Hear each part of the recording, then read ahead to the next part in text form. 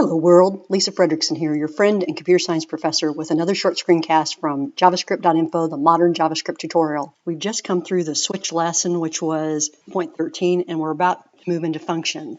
I am so excited to get into functions because JavaScript is a functional programming language, and your knowledge of functions will really determine your success with JavaScript. But before we do that, there are some things I want to review on the previous lesson. And in my JavaScript, I've got a switch statement, but it's not working right. And I thought it would be good to debug this together. So here we are on line 4. Let answer, variable name, be assigned to prompt, what score did you earn? So I'm still prompting for the score. If I refresh this page, I get the prompt. And if I type in 90 and click OK, I'm console logging out 90 from line 5, console log, and I'm going through the switch statement. And notice that the default case is being presented in the console. Definitely retake the class.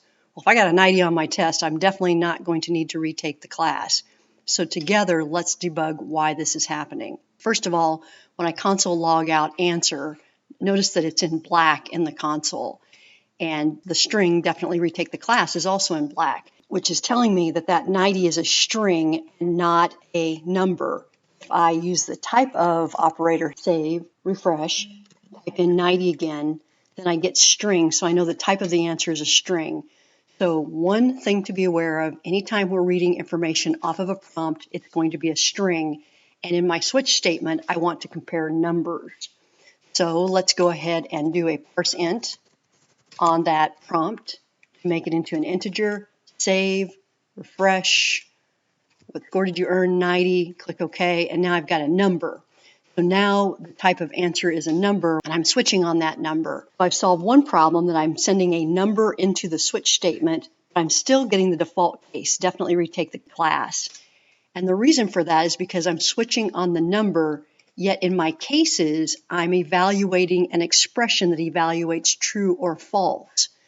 So if the answer is greater than or equal to 90, I want to say excellent, greater than or equal to 80, above average, and so forth.